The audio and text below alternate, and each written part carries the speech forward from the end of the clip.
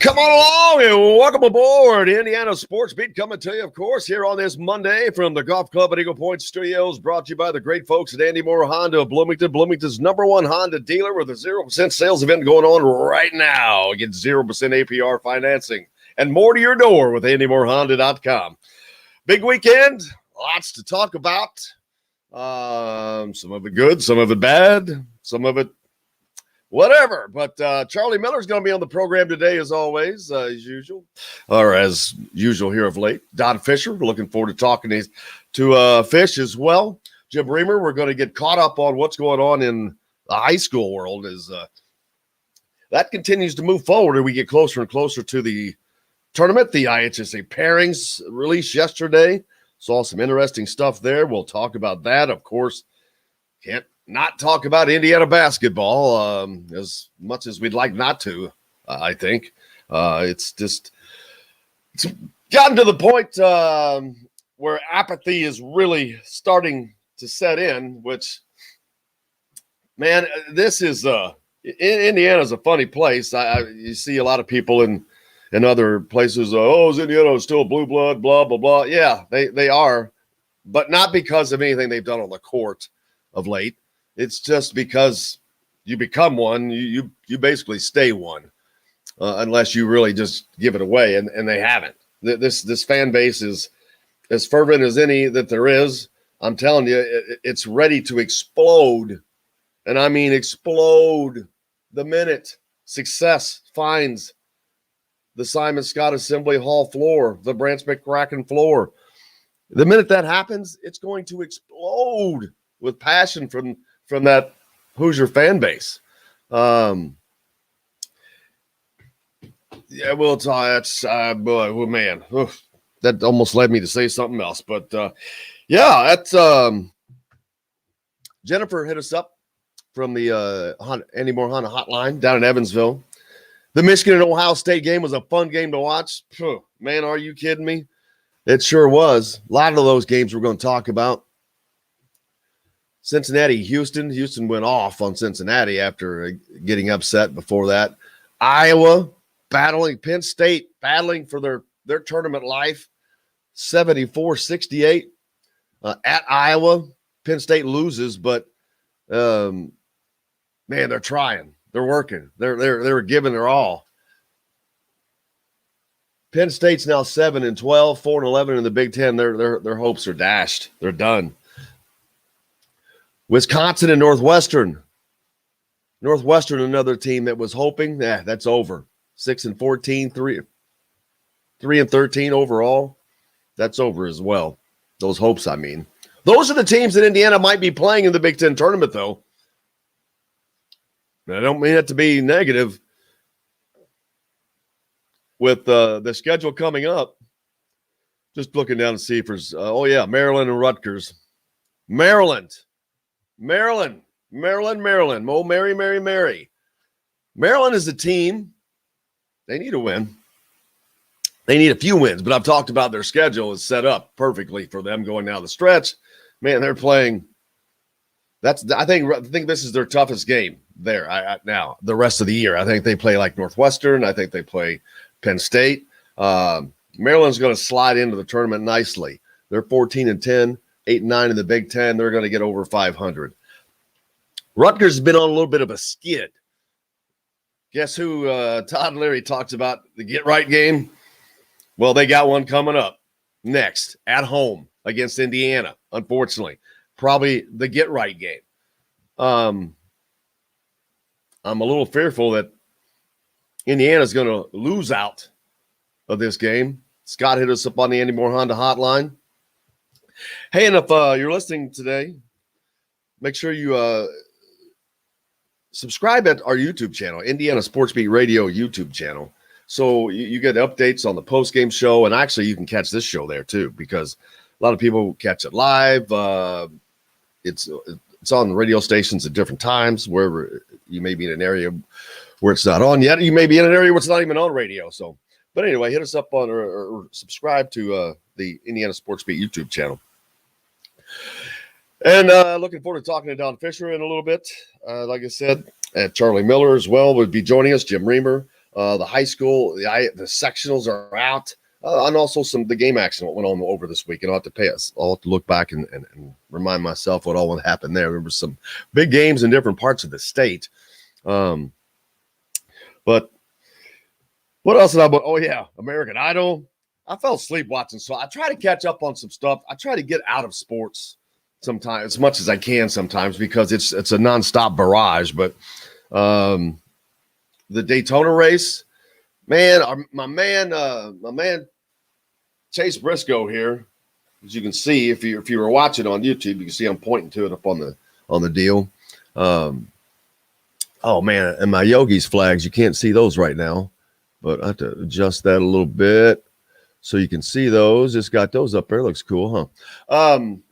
Chase Briscoe, man, he was flirting with a top 10 finish yesterday, and just couldn't quite get that done. I think he had some problems on the Roval, the Daytona road course. That was a fun race to watch. But he could not. I don't know where he ended up. I didn't check his final spots, but it wasn't good. His hood comes up at one time, and he's racing for several laps with his hood up. It hits the windshield, but he was able to look through it. That was kind of funny, kind of odd to be driving around Daytona with no hood. Someone just did a tweet in. I missed that one. I'll see if I can find it if it's here. They lost that one anyway. Yeah, hit us up on the Andy Moore Honda hotline, 812-269-6367, or you can do so if you're watching us on the comments as well as there. But, the Indiana game we're going to talk about over the weekend, it's you lose to Michigan State. Man, there's a whole lot to talk about. It's a whole lot to unpack. There's a whole lot I know people want to talk about. There's some of it that's pointless to talk about. But we're going to get into it. Waiting for Don Fischer to join us here, so I don't really want to get into anything too deep right now. Am I calling him, Will? Yes, you'll be calling him. Okay. Can you not go ahead and do that today? Since you're on, we're having a. Yeah, go ahead. Go ahead. Send me his number. I don't have his number. Oh, my friend, we got a different producer normally today, so we're kind of haphazard a little bit, and it's kind of throwing us for a little loop. So unfortunate about that. I apologize as we're trying to get things up and running on this Monday, and it is a typical Monday. We have three different producers, but unfortunately Monday is one that is the only day that it seems to be an issue, and it turned into one for the first time ever. And still trying to get through that. So not going to be a fun one. Not going to be a fun Monday at all. But we'll get there. Hope your Monday's starting off a lot better. Hit us up on the text line. Let us know what's going on with that. Let us know your thoughts on the Michigan State game. Let us know your thoughts on the state of the program. You might as well just throw it out there. I mean, I hate to, but you can't ignore it. It is there, and it's real, and it's not going away. It's a sad truth, but it is what it is. Let me get this sent out here. The state of the program itself, well, I don't think I have to say anything. You say it yourself. I've heard it. We've seen it. Here's the thing. All the things that are being said now, I've been saying for a year. I've not been saying them publicly. I've been trying to not, but I think that there's enough people there that know what I've been saying, and it's not. The sad thing is, it's true, and the things that we're talking about, it's a little bothersome because I'm like, I don't understand how that's even possible at this level. I really don't. That's the most bothersome thing. That's the second most bothersome thing. The first one was, how did it get by? How did it not get caught here? Well, I that's an easy question. I think we have Don with us now. I was getting ready to ask, do you want me to go ahead and call him or wait for him to call me? Yes, please. No, you got to call him right now. All He's right, waiting will for do. your call. So, yeah, you're getting to see the inner workings of live radio, live TV, whatever. It doesn't matter when it goes live, man. This is how it happens. But waiting for Don Fischer to get on with us. We've got a different producer today that we normally would have. So things are a little different than they normally would be. But anyway, I don't. Indiana has a chance. Yeah, there's a chance. They have a chance to play into the tournament, of course. They've got Rutgers, Michigan, Purdue, and Michigan State that they can make attempts with there.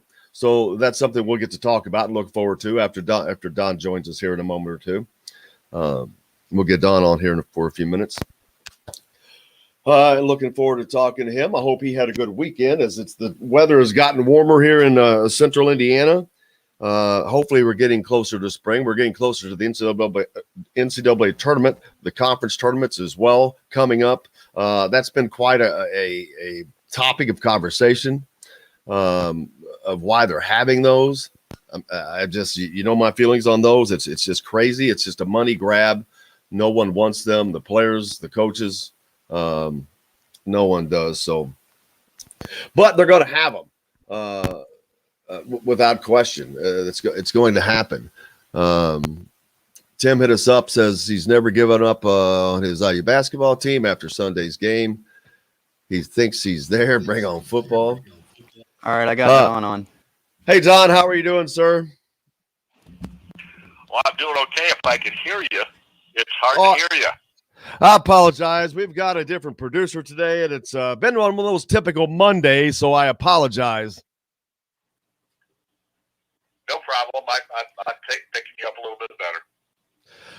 I'm going to try to talk as loud. Of course, not the weekend that Indiana was looking for, especially with what they have coming forward, but the light at the end of the tunnel is there's opportunity there to still play for, and that's what I think that fans have to look forward to, and this team itself has to pick itself up and use that to motivate, I guess, but they've got to play for something.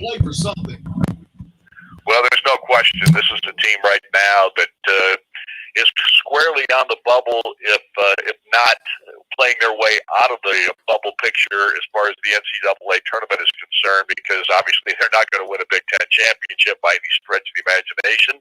They've been, I guess the thing to say about Indiana basketball right now is they are consistently inconsistent. This is a ball club that has been able to string only 2 wins together at any one time throughout the season. They've not lost any more than 2 in a row either, but they're barely over 500 at 12-10, 7-8 in the conference. Their ranking all season long, because of the schedule that they've played, has kept them in the mix as far as the net and the BPI and all the power rankings that we see. They're still 52nd in the net ranking. They're 35 in the BPI. We understand the NCAA probably takes their closest look, or the committee will take their closest look at that net ranking figure. So right now they're still in the hunt, but they're going to be out of the hunt if they don't win a couple of these ball games here at the end of the season and have something happen positive in the Big Ten tournament, because the inconsistency with this basketball team this year has just killed their opportunities. It hasn't destroyed them at this point, but it's close. And if they finish with a whimper here at the end of the season in their final 4 or 5 ball games, and again, we don't know 100% sure that they're not going to play the Michigan makeup game that was supposed to be played at Michigan. But at this point, it looks like they're going to play 4 more ball games. They play at Rutgers, they play home to Michigan, they play at Michigan State, and at Purdue. All of these teams either have beaten Indiana or are expected to beat Indiana, and we're talking about Michigan in that regard. So it's going to be a challenge for this basketball team. No bigger one than they've had all season long, but certainly just as big, and they're going to have to play their best basketball to survive it.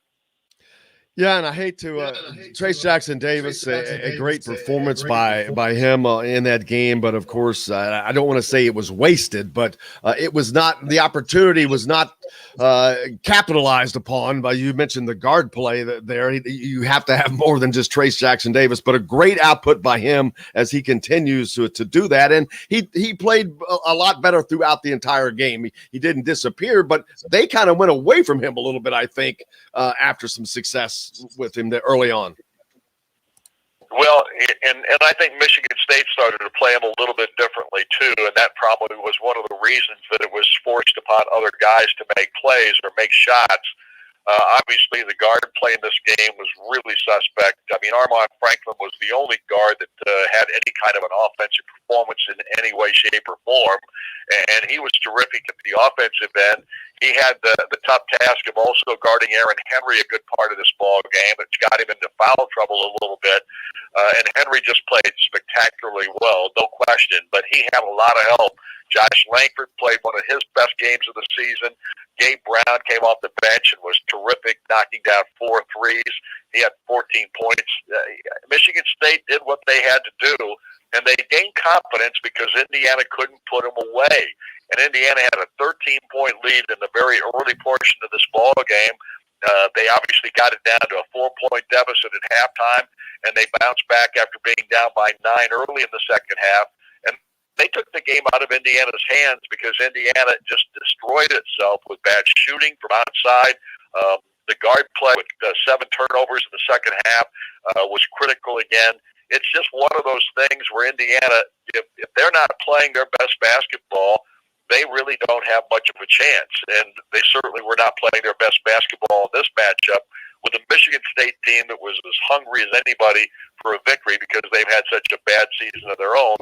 And a big part of that was due to the fact that Indiana let them hang around throughout that ball game.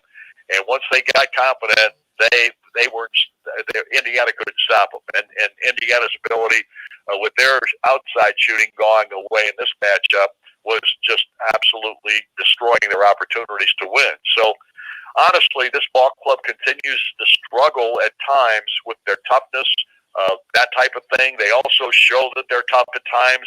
So it's again, the most consistent thing about this Indiana basketball team is its inconsistency, and it's been that way the entire season. Absolutely. And now they take on a Rutgers team who they're coming off of a loss. I think I remember I already said earlier, but they're kind of reeling a little bit. They need to get some wins because they've been one of those teams that was in the tournament, but they've had a lot of losses here of late. I think that they're still fine, but they're going to be hungry for a win as well. So you've got to rise up to, you're going to be playing a team that has something to play for. Well, there's no question. Rutgers is 8-9 in Big Ten play. They're 12-9 on the season. Indiana's right behind them at 7-8 in conference play and 12-10 on the season.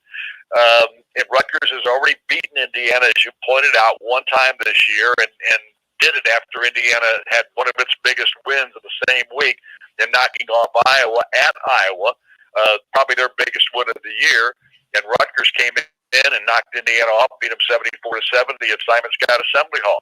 So Rutgers is going to be very confident going into this game, even though they've lost 3 of their last 4 matchups.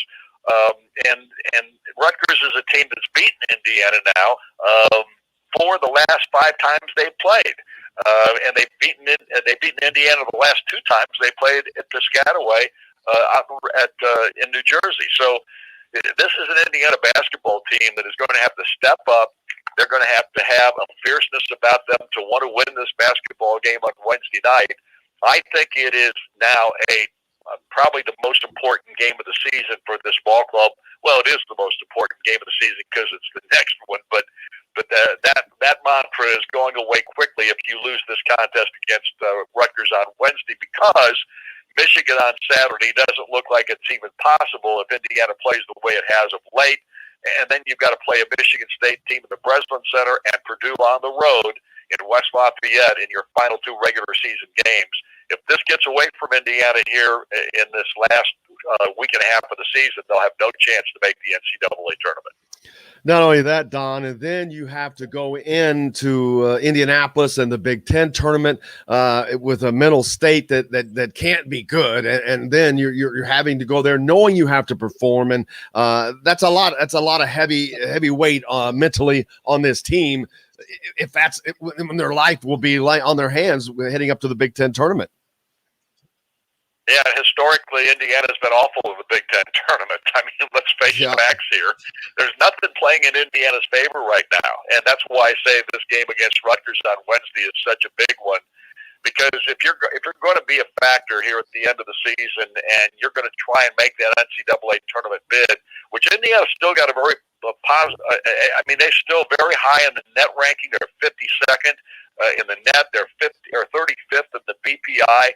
So all the things that the committees look at as far as the NCAA tournament are concerned to make their decisions on who's going to be in and who's going to be out, all of that's still into play for Indiana because of the schedule that Indiana's played this year. So they've got to make a statement on their own at this juncture if they're going to get a bid to the NCAA tournament. And whether that can happen or not is going to be completely on this ball club, on the team itself, on the players themselves, on the coaching staff.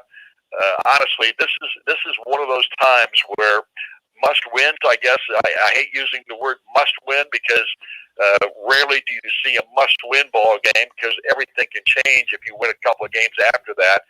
But I think this is a must win on Wednesday night if Indiana is going to make a statement here at the end. I think there's no question, Don. I know tonight you have the coaches show. Obviously, we're at 7:05 tonight with Coach Archie Miller on Inside IU Basketball. And then, of course, the broadcast coming up on Wednesday. Make sure you tune into that. Don, I cannot thank you enough, sir. I hope you have a wonderful day. Thanks for having me. Appreciate it. See ya. Thank you. The great Don Fischer joining us. We got to take a break. We'll be back with more Indiana Sports Beat right after this.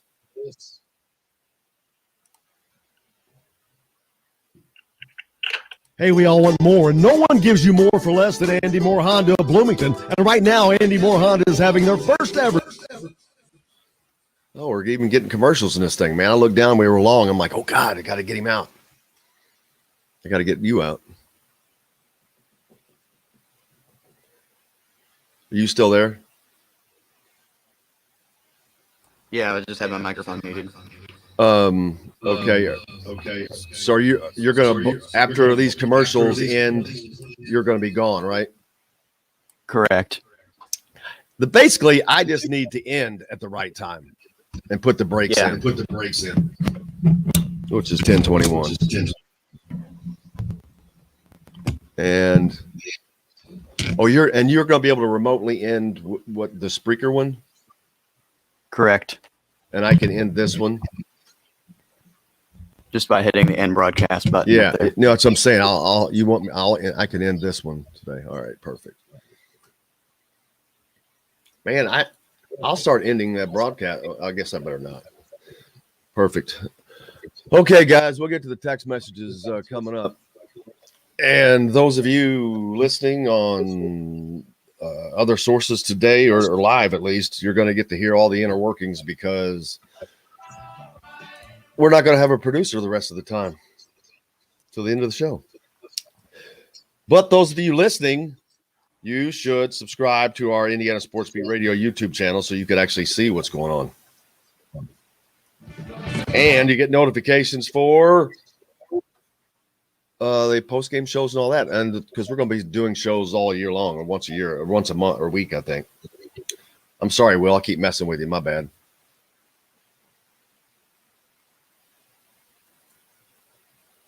Let's see. So we're back at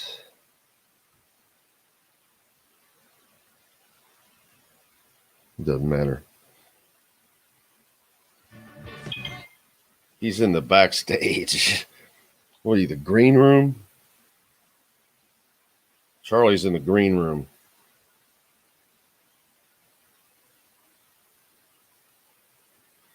Got Charlie Miller in the green room. I don't know what that means. The green room is a entertainment term, Will. It's basically where all the guests are always, like on a TV show. late night talk shows. The room where the guests would wait was always called the green room. You'd have to look up why, because I've forgotten why. But It's out of this world. World-class golfing and a premier resort experience See? that is waiting he knows for you that. Charlie on Miller your knows what next I'm talking visit about. to French Lick, West Baden. This segment is brought to you by Bubba's 33. We're back now if you want to join. Burger, beer.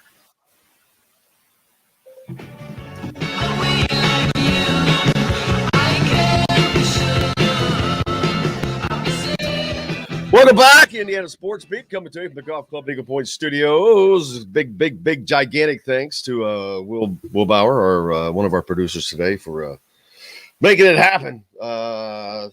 Looking forward to talking to Charlie Miller here just a little bit as he's going to join us. With Jim Riemer, we're going to talk to Jim as well about IHSA pairings are out. I looked at those, how that's going to go on. I'm officially old too. This past weekend, Saturday Night Live, I still watch Saturday Night Live. I still enjoy it. They're not very good right now, but I did not know who the host or the musical guest was. I had no idea. And I'm like, all right, I'm officially old, I guess. That's a first in my life that I did not know who either of them were. I've never heard of them. Let me hit some of these before Charlie joins on. Let me hit some of these comments that are hitting us up on the Andy Moore Honda hotline. Jennifer said earlier, the Michigan and Ohio State game was a blast to watch. Yeah, wasn't it? Man, that was like watching a bunch of Big 12 games this year. But that's what you get when you get those heavyweights at the top. How about that game? But how about Michigan? Showing they're the king of the line. They're the king of the forest at the moment, man. That was a battle. That was a fist fight and a fun one at that. Let's see. Scott, morning, Jim, and everyone. Scott Horn hit us. Thank you, sir. Do we still need to wait until after the season to talk about coaches? Haha. I'm just curious who Jim has in mind. He hasn't told us. Yeah. Someone asked me about that. I said, well, I can't talk about that right now because it's just not kosher. And trust me, I'll say what I think, but that's not there's definitely someone that but it's funny how I was saying there's just no one that I feel with the qualifications that a lot of people are looking for that meet the qualifications that I think are needed, because my qualification is best coach available, best coach possible. And that's where it stops. I was talking earlier about it. If you know your thoughts, you say, yeah, Mike, you know our thoughts. Let's see, Mike, it's getting hard to keep saying the same things. Of course. Jesse, how are you? Jesse, how you doing, man? Saw you at Yogi's yesterday. How you been, man? I don't understand. Scott says, I don't understand why donors can't step in. We're going to talk about money. We're going to talk about that today, and probably better than Charlie's not here. He's a little closer to the program. Fish is on the money, describing the last 4 years consistently inconsistent. Yeah, that's it. Exactly. And that falls on the guy, Archie Miller. Here's the thing, Jesse, the team that played at Iowa this year, where did they come from and where do we find them again? That team's still here. That was all about matchups. I've said this. Iowa's a funny team. They're going to kick the crap out of most teams they play. Did they win that? Did they play Iowa yesterday? Wasn't that the other big game? No, where's the stinking score? Penn State, played Penn State. Tight game, though, 74-68. I already I've ever given that score. But Iowa's a matchup thing. They're up and down the floor, man. They're the Tom Crean. As a matter of fact, Iowa is reminding me of Tom Crean's Indiana teams. You know, you've got Luka Garza is Thomas Bryant. You've got the shooters and Jordan Hulls and Will Sheehy and all those guys, and they're getting up and down the floor. and not playing hardly any defense, winning games, 90 to 86, yada, yada. But if you slow them down like Indiana accidentally because they milk the shot clock on every possession, Indiana does, Iowa not able to get out and run, and it took them out of their game completely. So to me, that's why that just worked for them. And Iowa just could not, Frank McCaffrey just could not figure a way around it somehow. But and it's probably a game where Indiana just was also able to shoot well enough. But all the other matchups, what happens is teams make adjustments. We saw that over the weekend. Michigan State is a team that is very limited right now. They're missing some pieces. They're not at full strength, but you've got Tom Izzo. And Indiana's goal was to pound the ball inside as it should have been. Trace Jackson Davis kicking the crap out of people. Race Thompson was good early, then didn't do a lot for a while. But then they get away from it because Iowa or Michigan State kind of forced that, which we knew that was coming. Some dumb shots. That's where Indiana's offense falls apart to me. It's so funny. It's not funny, but you know what's coming. They're going to eventually clog the middle, force you to start shooting the ball because that's the MO on Indiana, as everyone in America knows. But Archie's not changing anything, as you heard here. As we talked to him last week, nothing's changing. I asked him about changing at halftime. Nothing's changing. He's married to his philosophy, which I have no idea what his philosophy is. They're not playing a pack line defense. That's not happening out there either. So no one knows what truly the philosophy is. Regardless of that.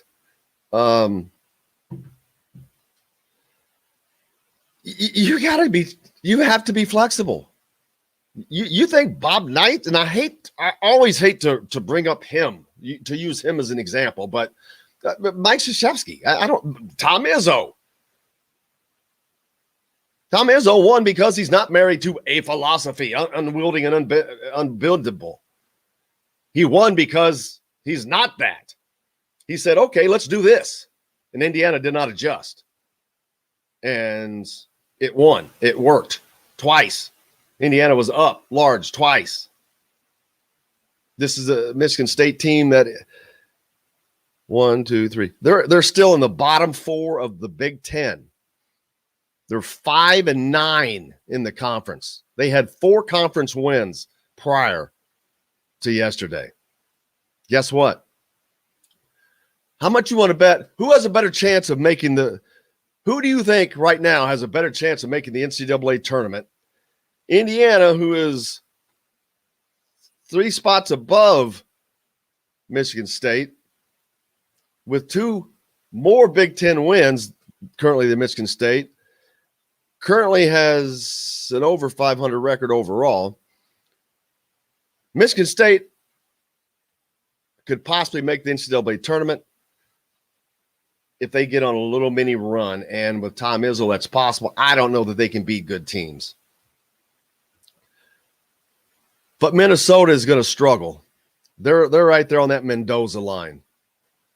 Maryland's going to be in. They're shoot their way up there. So you're going to get 1, 2, 3, 4, 5, 6, 7, 8. Right now, the Big Ten is only going to get 8 teams in. I don't see Indiana. I've said for a week Indiana's not going to get in. They're going to lose. I think they lose out personally. And it's not that I want that to be the case. I don't. I hate for that. But unfortunately, it's just going to be the case. I'm going to make sure I don't go over a break here. I'm not sure where Charlie is yet, too. Waiting for Charlie to join us. But it is. Indiana's schedule is unrelenting, and it's against teams that are all different, and it's against teams that Indiana simply can't. Michigan, are you kidding me? Rutgers needs this win. Rutgers is 8-9 right now. They're 12-9 overall, but they're 8-9 in the conference. That'll get them to 500. They've lost 2 straight. They need this win. Then Indiana plays who? Oh, yeah, Michigan. They've lost one game this year. And they're playing as strong as they have been coming off of a COVID pause. It's just simply amazing. And then you got to go to Purdue. What are you, serious? So let me get back over to some of these comments. Is waiting for Charlie. Where did I leave off? Jesse's correct, Mike. We just keep talking in circles. Right. Scott says he doesn't understand why donors can't step in together and just fork over the cash to make a change. For God's sake, we are supposed to be a blue blood school. Seems like it should be the end of that. You know what? Fred Glass has put Indiana in a really bad position, first of all. You've given a top 10 you made a guy the top 10 paid coach in America. Why? Other than, Indiana is a blue blood school, and it should, the successful Indiana coach should be making that. But here's the thing. You can't just plug the guy in if he's not the guy. I mean, why are these contracts only always favor the coach and always go against the institution? Penalizing. There's basically nothing that benefits Indiana in this. They're hamstrung. Why does success not implemented into these contracts? And I'm not talking about classroom success. That should just be a damn natural. There should be clauses in contracts that if you don't reach X, you lose X. If you don't have a freaking winning conference record after year 4, you don't get an automatic rollover. You lose a year of their contract. Like Tom Allen goes to a bowl game, he gets an extra year on his contract. Okay. Well, you can't produce a winning season in basketball, you lose a year. You can't make the NCAA tournament, you lose a year. Let's make these a little bit more incentivized. What incentive? Other than pride, which I'm not sure is there to win when your contract is such that you could do this. You could just lay back with your hands behind your head for the next 3 years, and you're guaranteed to walk away with $26 million no matter what you do. It does not matter what you do. You are guaranteed to walk away with $26 million. I don't understand that. I don't. This not to this, if this was a person who had earned that, I would get that. But now you've hamstrung yourself. You've buried yourself again.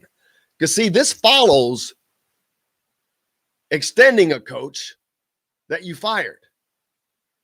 You give a big extension with a big, gigantic $8 million buyout that eventually went down, but they had to hold on to him for an extra year or two because of the same thing.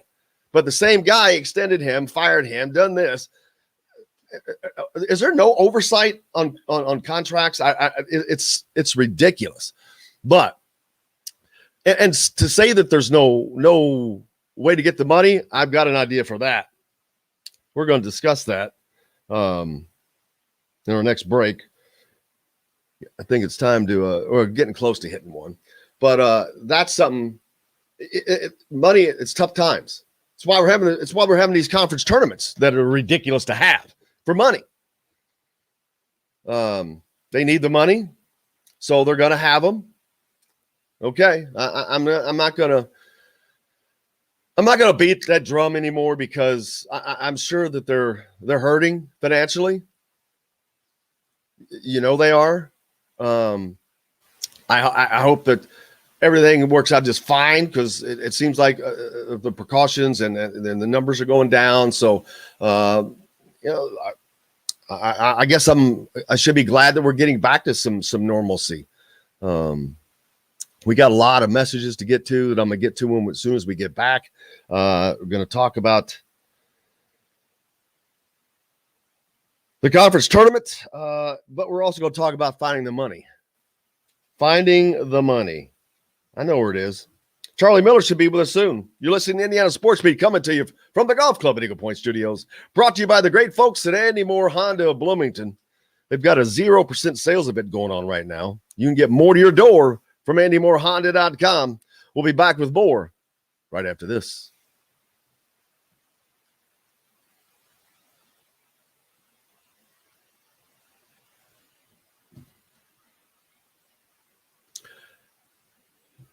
Those of you listening, I know that you can hear us or hear me because we're producerless during the show this morning for the first time ever. He's going to come back afterwards. So, but it's a good time to tell you, you should subscribe to our YouTube channel, Indiana Sports Beat Radio, because that's where you get notifications on the post-game shows, after the game with Todd Leary. Of course, this is on there as well. You can also see the interviews each day from the week. Charlie disappeared, man. We already texted this morning.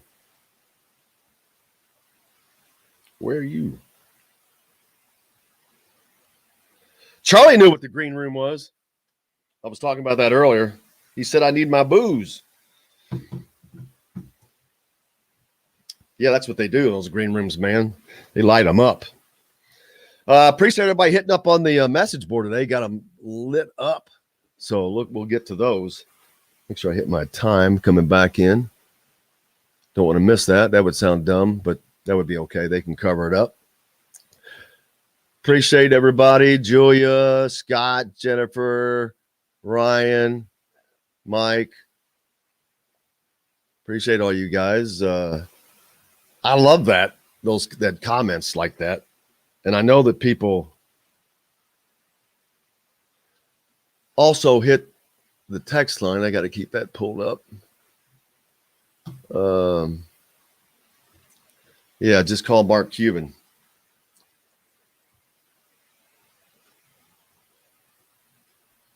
Yeah, that would be great.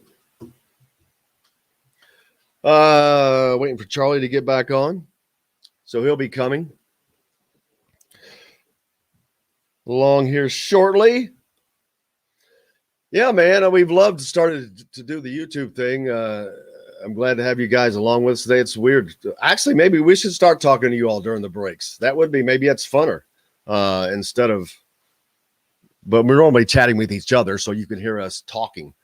Charlie would be on and we'll be talking or tomorrow on Tuesdays, you got Mike DeCourcy, Kevin Brockway, Chronic Hoosier. Wednesdays, Dylan Sin with Kyle Nedenrip, and we bounce around with Bob Kravitz, Jordan Hulls, all kinds of people. Thursday, Chris Denari and Matt Taylor from the Pacers and the Colts, and Dustin Schutte sits in. And on Fridays, of course, Friedel Jones, Alec Lasley from thehoosier.com, and AJ Guyton usually join us. Brother, I don't see you. You're not on my screen.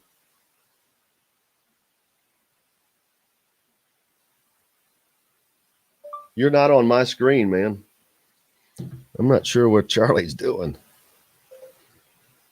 All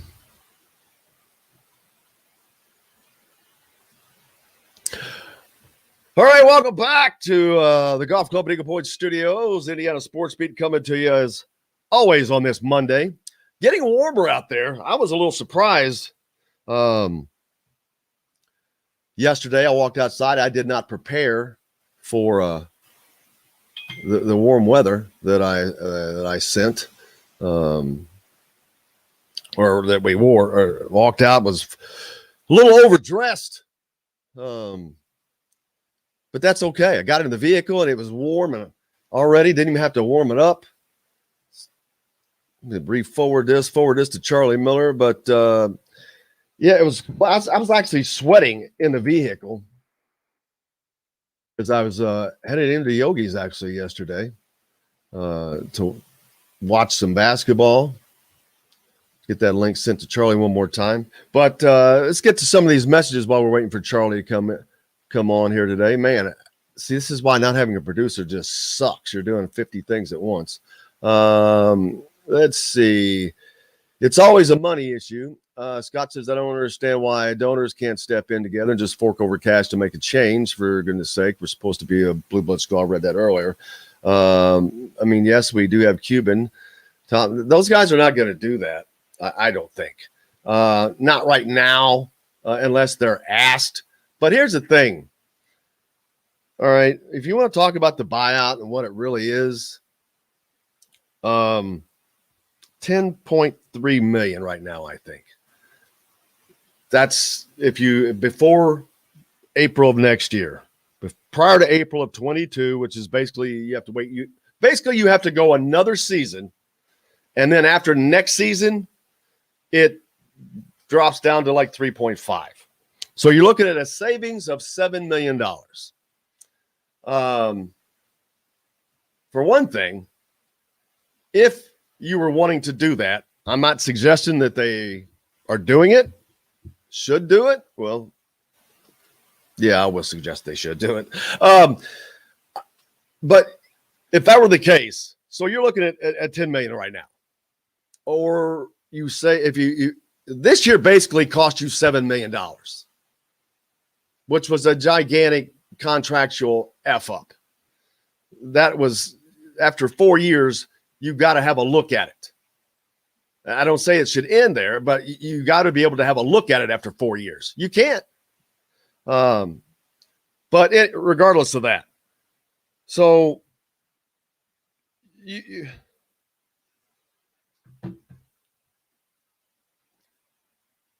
you just go make a deal. I mean, you go to, we see it all the time. You go to the person and say, all right, this is what's actually left. We need to work out a deal. How about it? Right at half, 5.1.5. You're telling me you couldn't come up with 5.1.5? Are you serious? That's not a lot when we're talking about what we're talking about. And something else that occurred to me, a way to do it. If you had to, if you can really say that you don't have this, which is beyond comprehension, that's a bunch of crap. And there are donors. Indiana's not known for this, but there are donors that could just, like any school has, make that just nothing. Write that check.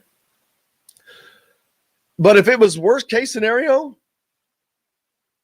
I don't know if Maryland and Rutgers have done this. I think Maryland has. But you can borrow money against future BTN TV monies. And $5 million is not that much when you're getting paid $51 million. Is usually the normal yearly payment. It's not that now because of what we've gone through in the last year or two. But normally it's about 51 or 2 million. And it just grows every year. You seriously telling me you can't borrow $5 million against that and even spread it out over a couple of years? Yeah, done deal. Because if it comes down to the fact of them looking to get a new coach, there are certain guys you are not going to be getting. Certain guys you're not going to be looking at. I know a lot of people have talked about names, and I'm only talking about these because they're not. Chris Beard, not going anywhere. he makes already over $1 million more than Archie does at Texas Tech, mind you. Way out in the desert at Lubbock, he's making $1 million more than what Archie's making here. Nate Oates at Alabama, they saw the writing on the wall real fast. He turned Buffalo around. He comes to Alabama. He turns an SEC school around. They don't play basketball at Alabama. Look at Tom Crean at Georgia. He's not getting that thing turned around. He just had the top player in the country last year. He's not getting that turned around. Look what Nate Oates did. Second year at Alabama. They're no dummies. Re-upped him. Let's get him locked down. Yep. Not many coaches get an extension in year 2. But they also didn't give him a crazy-ass top 10 contract in year 1. They left themselves some room. So Charlie's having some problems with the link. Not sure what that is, but try to invite him one more time. and see if we can get that taken care of, because I want to get Charlie on here to talk about this. But what are your thoughts on what I've just said?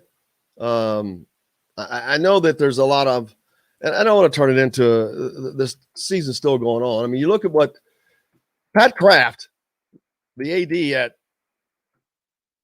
Boston College now, former AD at Temple, who is a former IU football player, was passed over for the AD job here. He fired BC's coach just a week ago, mid-season. Do you know why? Because he wants to get a jump on getting a new coach.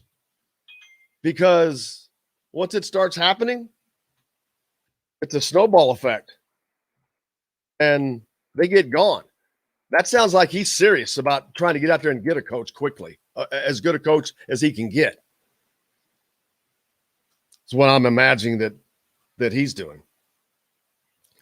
I know Mike DeCourcy, who joins us, did not like that move, seeing a coach fired in midseason. And I understand that, but with that situation, boom, it doesn't matter. It's like it's junked, and they know it's junked, and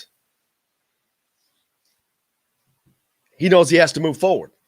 They know that he's made the decision. They're moving forward. That's not a decision that's even, I don't know that it's even been considered at Indiana.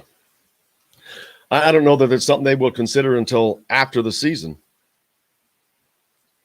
Charlie, I just sent it again. But Pat Kraft, I think he's serious about that. Now they don't have the financial constraints that Indiana's under, but again, that's Indiana's fault. Why do you put yourself in that position? Let's see some of these comments. The first half of the MSU game was about the best we've looked all year. Great defense, chasing loose balls, forcing turnovers, then not so much. And you have to remember that's a team that's not a great team that's missing pieces. But when they do look good, they do it in spurts. And I talked about this with Todd Leary on the post-game show. The game before that, Minnesota, their offense, there was moments of great freedom and tempo, and it was actually kind of fun to watch. But what happens is Indiana gets away from the Archie Miller script, and it's just kind of free ball. And unfortunately, though, that the unscripted nothing looks better and is more fun to watch than what it's supposed to be out there. But I also feel like, and I am not a former player. I haven't played at that level. I mean, I'm not as a D1 level. I'm not a former D1 basketball player. But when I watch these guys, they're slow. When they're running the offense, they're not running to their spots. There's not intent and intensity and a sense of purpose. And now you watch everybody else, their cuts are sharp, the passes are sharp. The only time I see that, and I'm sick and tired of saying it, everybody else says the same thing, is when Christian Lander's in the game. The minute he comes in the game, the minute he brings the ball starts to bring the ball up the floor, it's racing. Now, he's got his limitations, but you got to give with some of that stuff and give him a little more rope. I do think that Christian needs to stop worrying about shooting the ball from distance. It's like he rushes it, and his mechanics. It's not. Again, I'm not a D1 basketball player, so who am I to question mechanics? But I don't like his mechanics, and I think that that's something that should be worked on in the offseason. But he's a guy that can get to the rim. He can facilitate. He can do a lot of things. He puts pressure on the defense. That's what he needs to do. That's what he needs to be told to do. He has a coach that could tell him, hey, do this. This is what I want you to do. And I want you to do it. If you do that, more minutes. But just do that. Control this team. Tell them exactly what they're supposed to do. Don't give them a script that they have to follow, because it looks like everybody is looking to do exactly what the next thing is. And it's like if they turn to pass, it's like they just stand there and wait for a half a second for the guy. Oh, okay, boom. And it's like this. Watch the shot clock in the next game. Watch how deep, how many times the offense runs it deep into the shot clock. That's not part of the plan. It's just a result of the plan, unfortunately.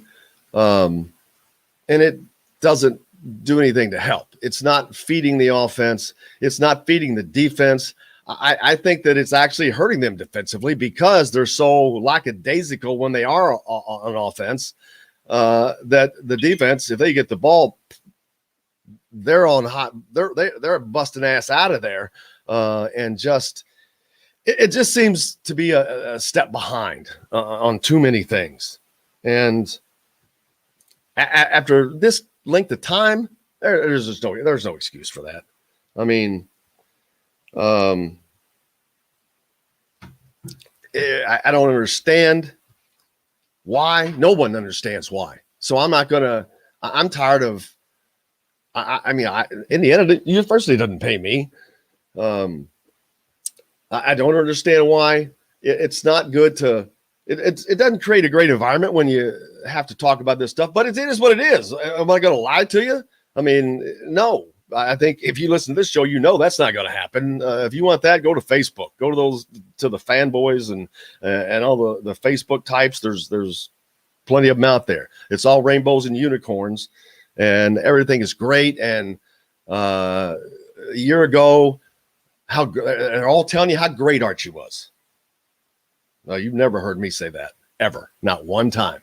Not one time. I've been saying behind the scenes. Where's the player development?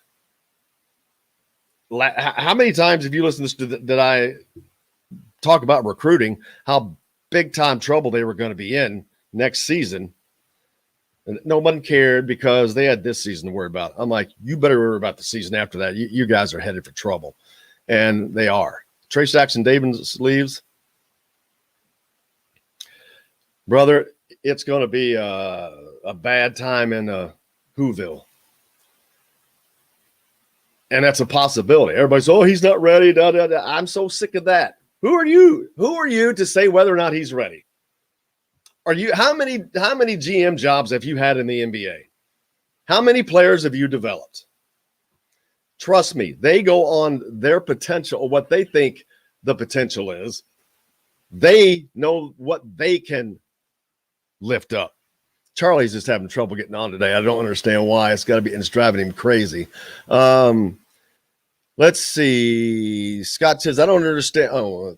Did I already read those? Scott says, I don't know why donors don't step in and make it happen. They can. The school doesn't ask to do that. This school especially. Part of the reason Indiana's in the situation that they're in, I got to make sure I don't go over and I did. I went long. So, hey, let's take a quick break. I got to stay on this, and we'll be back with more. Hopefully, Charlie Miller be with us. Back with more Indiana Sports Beat from the Golf Club at Eagle Point Studios, brought to you by the great folks at Andy Moore Honda of Bloomington. Right after this.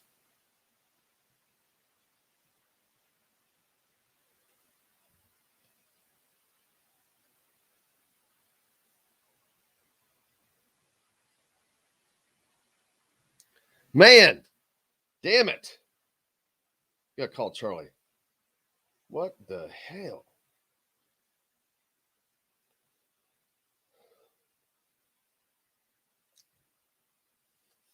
Charlie.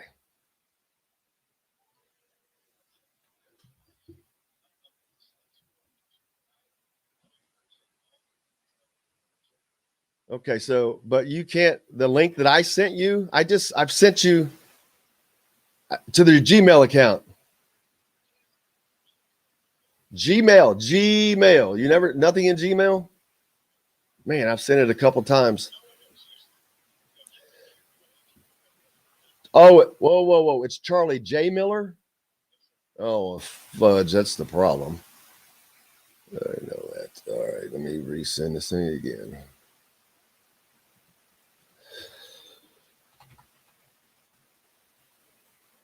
Charlie Miller.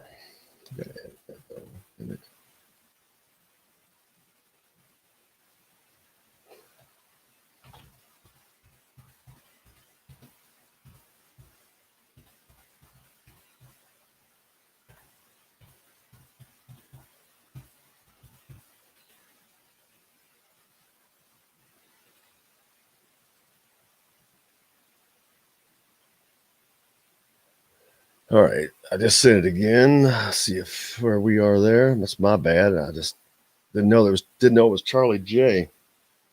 That's what happens when.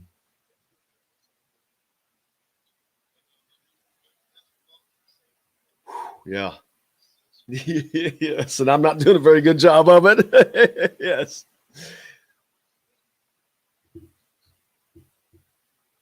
Got it.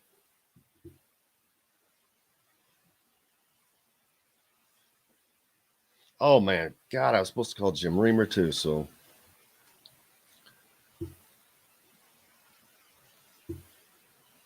this is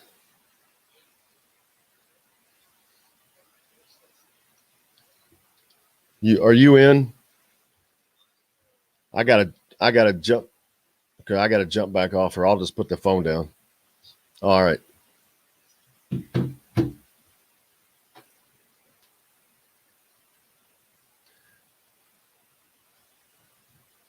Listen, y'all, getting to hear the inner workings. This is normally I'd be having a heart attack.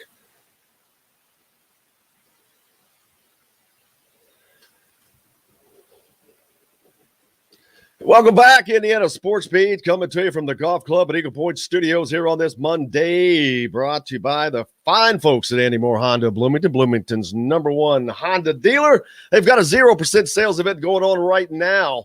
You can get more to your door from AndyMooreHonda.com. They've never had a 0% sales event. You can get 0% APR financing. It's crazy, man. Honda has never, ever done that. But you can do it now. Charlie's trying to get in. I see him on there joining us, but until he gets on there, let's see. Mike says it's always a money issue. Yeah, it is here at Indiana. I mean, yes, but we do have Cuban and Thomas. Yeah, they could do it if they want. Let me get Charlie on here, add the stream. Charlie Miller, my man, how are you, sir? Go. I'm doing well. How you guys doing? We're doing great. I'm sure they're loving to have you on now. I get to talk to Charlie. We've been talking about a lot of different things. Don Fischer was on with us earlier. Been talking, of course, Indiana's problems. They've got some serious issues. You lost to a team that even I had down for a win for Indiana, but I knew it was dangerous because Michigan State was playing better. I knew they were going to knock someone off. And Indiana, as Todd Leary says, is become everybody's get-right game. And now Rutgers is a team that needs a get-right game. They've lost 2 straight. They need to solidify their tournament roster or resume a little bit, and they're going to use Indiana as that punching bag. And then you've got a Michigan team, and then you've got a Purdue team. It's a scary, scary vision for Indiana right now for fans. Yeah, hey, I was listening to you earlier, and I want to just kind of reiterate, like your points were like right on, and just watching the game against Minnesota, and Don Fischer nailed it. Right, it was the keys of defense starting offense. I felt they did a great job of energy, controlling the gaps on penetration. Look, Minnesota guards made tough shots. As I was kind of texting you back and forth, like, those are tough shots you're not going to probably make at a high percentage the second half of the game, and I think that's what happened, right? And we went on 2 type of runs. I think it was a 9-0 run, and then it was like a 16-2 run, right? And Jerome played well, right? I mean, you had some bench play that was well. You come to Michigan State, right? I saw the same thing. It was great energy first half. Who knows what happened second half, right? I don't know, right? I don't know if it was the lineup change of Michigan State. But, man, I mean, we played great the first half defense. The second half, it was just a tale of 2 teams. And the talking points I want to kind of go over real quick with you and just get your interactions on it. Not to, again, go back over the segment, but man, player movement. No, they go back over. Trust me, people would much rather hear your opinion on it than mine, because mine doesn't mean anything. Yours does. It does, man. I mean, I understand the humility in that. You've been around a while, and but player movement, man, it's like it's sometimes when I see cuts, I just see cuts rounded off. Cuts aren't sharp. Now, what does that mean? I'm not now. People, please understand. I'm not in the locker room. I don't have insight. I'm just going off what I see and what I know, right? And what I experience. When cuts are rounded, what that indicates to me, you're thinking about what you're doing next. You don't know. You're just in the play. Now, you also have something called a shot clock where you really can't meander and stall too much, because now it is a kind of, free for all. And to me, your go-to players are your forwards, which, as you see, it's, as I said before, it's that we are a late shot clock, high percentage team when you get trace and race going. When that ball's not in their hands, I just don't know if we know what to do. It's almost like the game plan is we got to get the ball to those guys. When it's not, it's a free-for-all on a, impromptu three. Instead of think shot on the catch or put the ball on the floor for a pull-up jumper. And I think it kind of stalls the offense. So, and now when you go into these next couple games, hopefully, you got the NCAA riding on the line, which might be tough at this point. And you got these games that are not going to be easy. So as I was listening to you, I just kind of want to reiterate those points of emphasis, but yeah, player movement, man. It's like you want to know what to do. And it's like watching and I want to get your take on this, because I heard you talked about, plays being scripted, which they are. It just almost seems as if the play after the script is like what's coming next. It seems like they don't know. There's no plan B. And I don't know if, it's like options, right? It's, hey, I pass to Jim, I penetrate, pass to Jim, I kind of cut and I watch. Who knows, right? And I know their strategy, but there's a lot of thinking going on. But it's that play that happens when they break down. I get to the gap, midline, I penetrate midline. I want to have three options to pass the ball. I want somebody deep corner, ball side wing. I'm probably gonna have somebody in the low post. I want to cut to open space. Again, just with focus. So it's like really knowing how to play, not necessarily what to play, in a sense. Yeah, as I watched during the season, they always seem like they're waiting for the guy that they're going to pass to be in a spot. Like, okay, he's going to be here, and I'm going to pass it. But it's not catch and pass. It's not. It is not like a football play, man. If you're throwing a 10-yard out, boom, he comes back. It's 3-stop, 4-stop drop, whatever it is, and he's throwing that ball.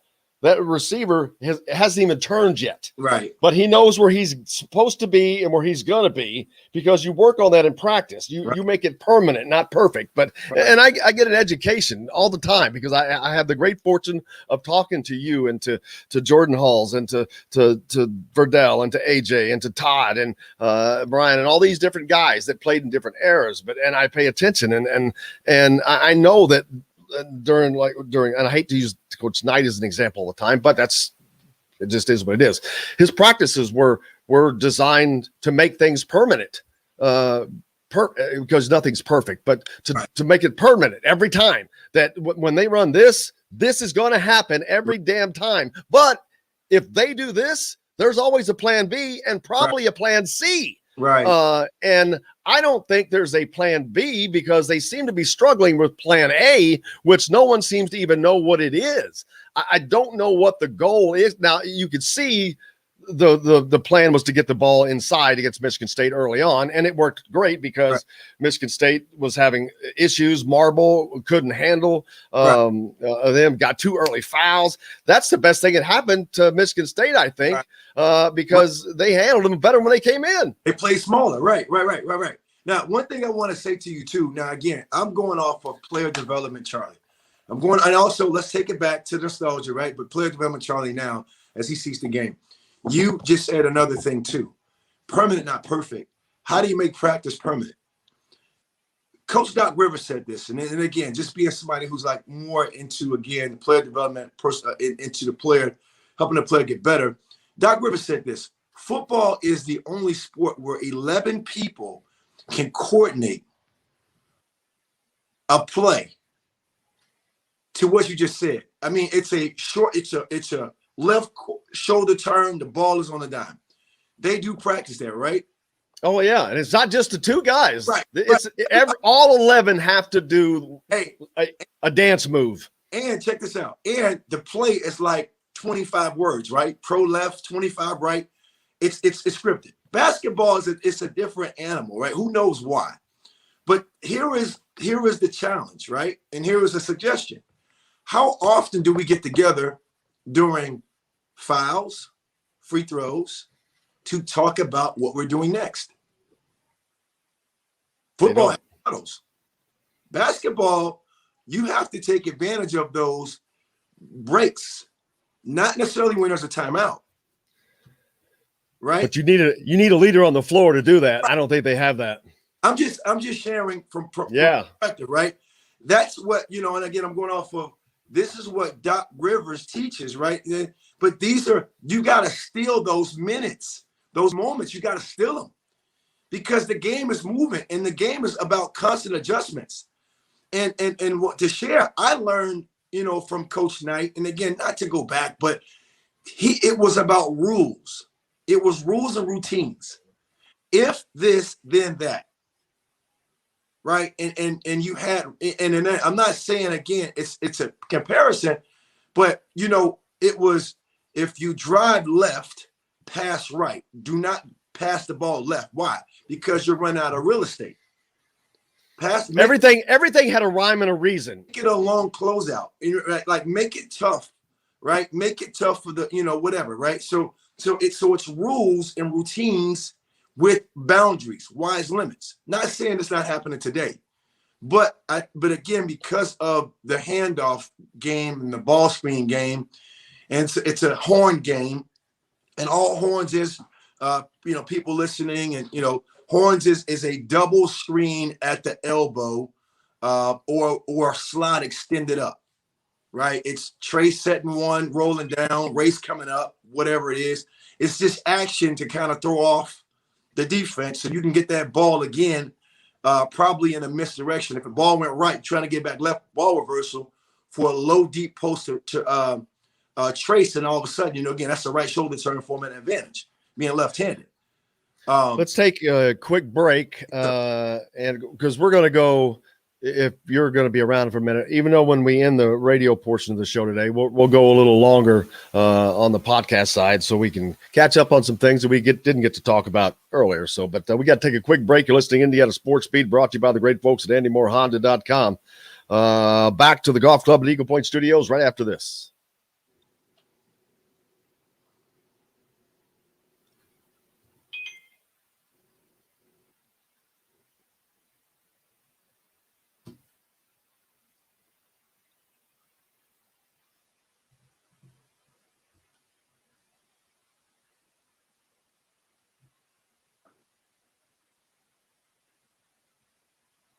Do you mind if I get some coffee real quick?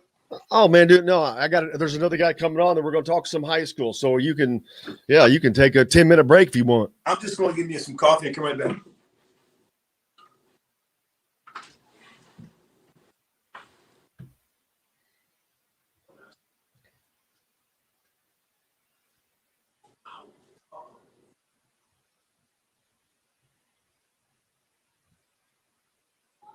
Yeah, you guys are getting to listen to the completely effed up workings of a rudderless show with no producer. So we've never had to do that. I've never had to do that. That's like Charlie said. It's like I've got to pass the ball, put the ball in bounds, bring the ball up the court, pass the ball to myself, set my own picks, get my own shots.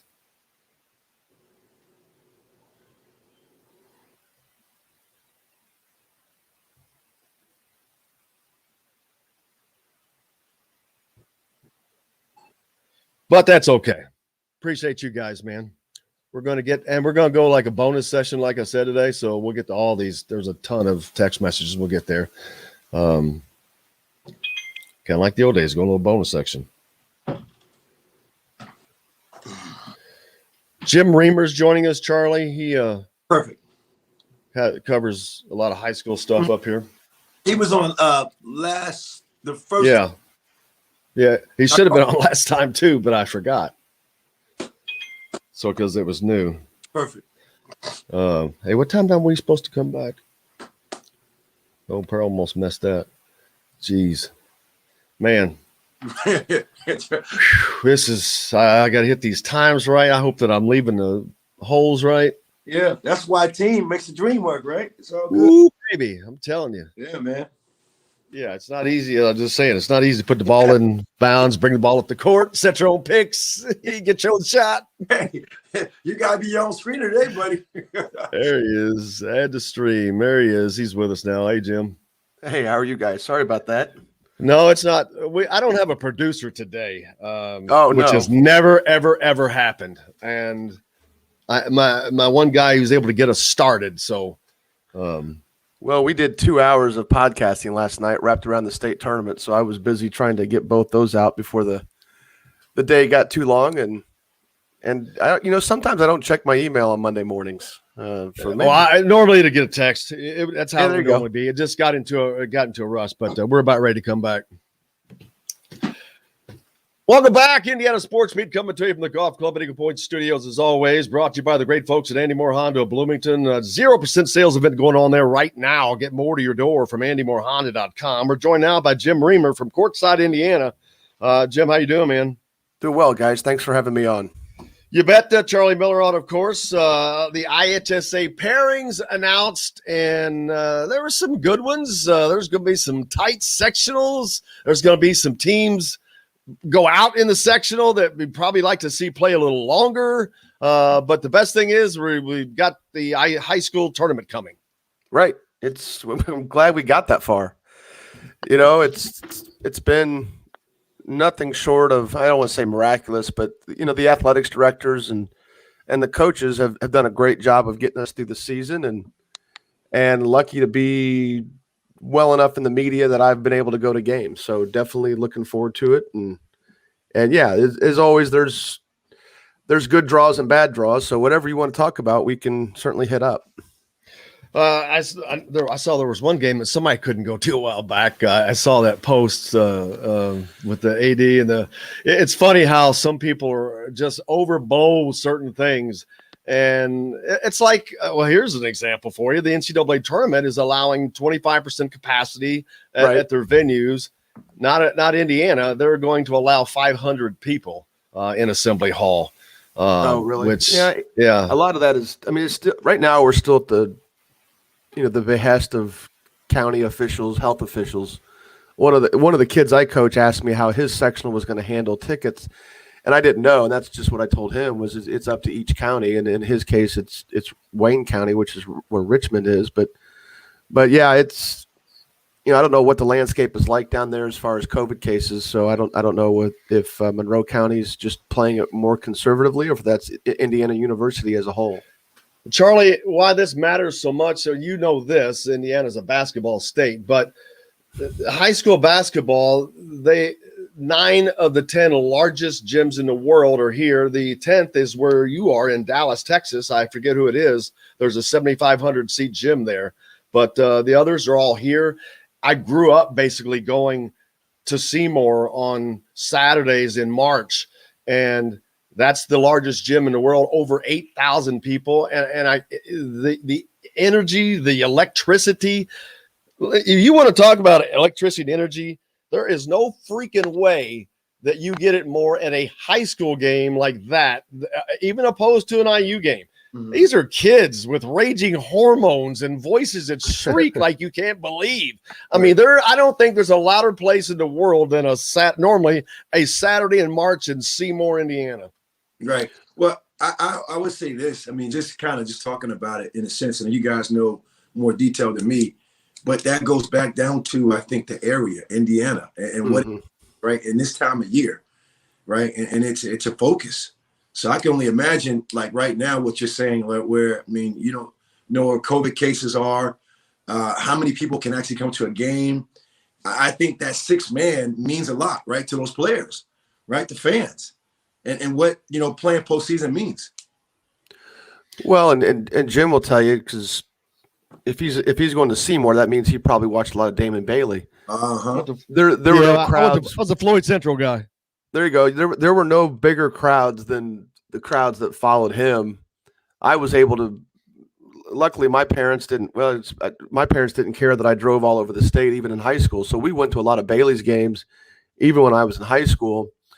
The only thing that's even been close to it in class basketball, as far as I'm concerned, at least at the big school level, was those early Pike teams during class basketball that would go up to Anderson, and both those teams would be in the usually top 2 or 3, and the winner of the Carmel sectional would play the winner of the Anderson sectional on what was then, believe it or not, a weeknight regional.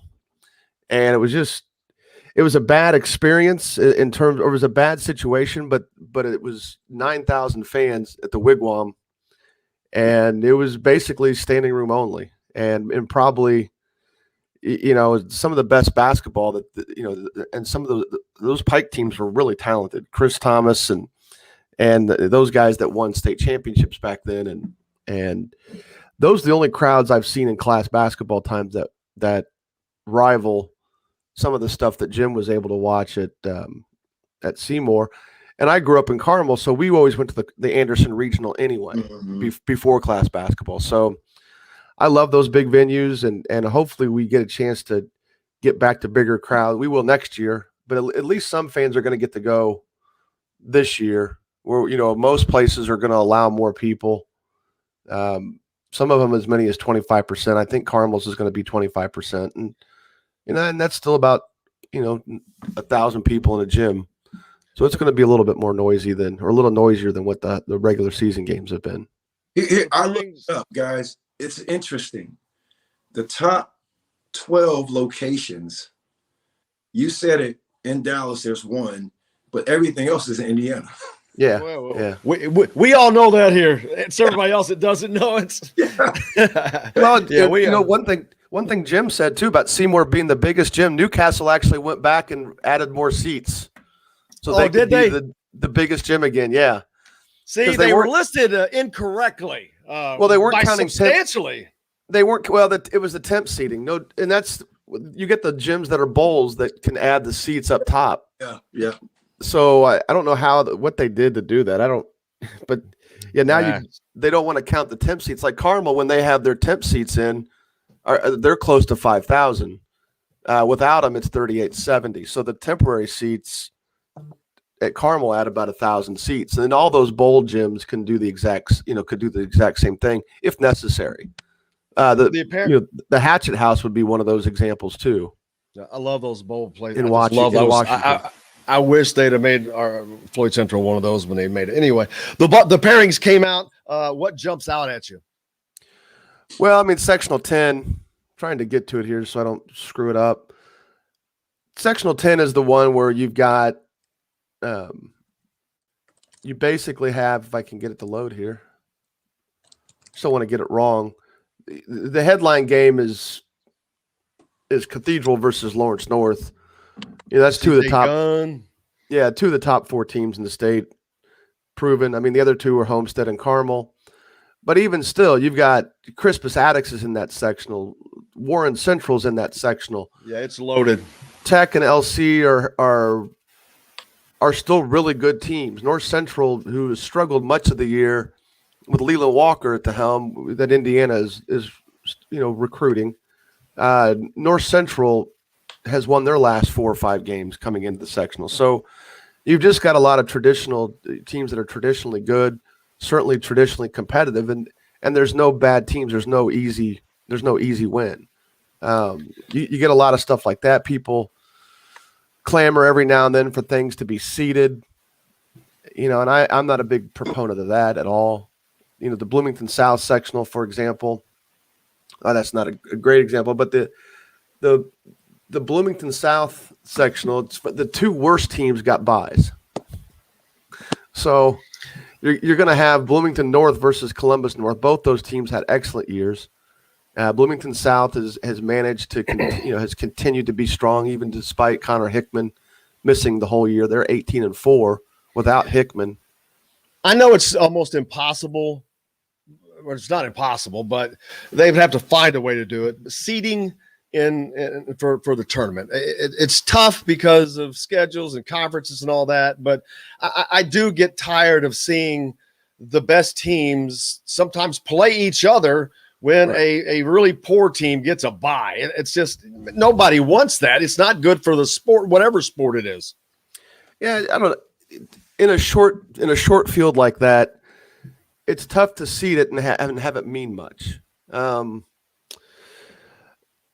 think it is a conversation of preference. I like the blind draw aspect of it. I like the fact that that somebody might only have to upset one really good team to sneak out and be a dark horse winner of a sectional. I don't think Martinsville at 3-17 and Columbus East at 1-16 are going to get much farther than the place they're sitting in right now, which is they both have buys. I get the frustration sometimes with a preference that somebody else might not want to see stuff like that, but I don't have a problem with Bloomington North and Columbus North playing each other in the opening round. I mean, they would have to play the next night. So you're basically saying that it's somehow worse because they play on a Tuesday versus playing on a Friday. I get, and sometimes there can be championship games that are anticlimactic because of the fact that the better game was earlier in the week. Happens a lot in the Super Bowl, man. It definitely happens a lot. It happens sometimes in the NBA level too. And let's take a quick. We'll go ahead and end the show, a regular radio show, but we're going to do a bonus on the podcast side. So, or if you're listening on our YouTube channel, you go Indiana Sports Beat Radio YouTube. You can go there. But we got to go ahead and end the radio portion. But we appreciate everybody. Don Fischer, of course, as always. Jim Riemer joining us, and of course Charlie Miller. Go out and have yourself a great day. Do something nice for somebody. Continue to wear your mask. Until tomorrow, I'm Jim Coyle. I will see you on the radio.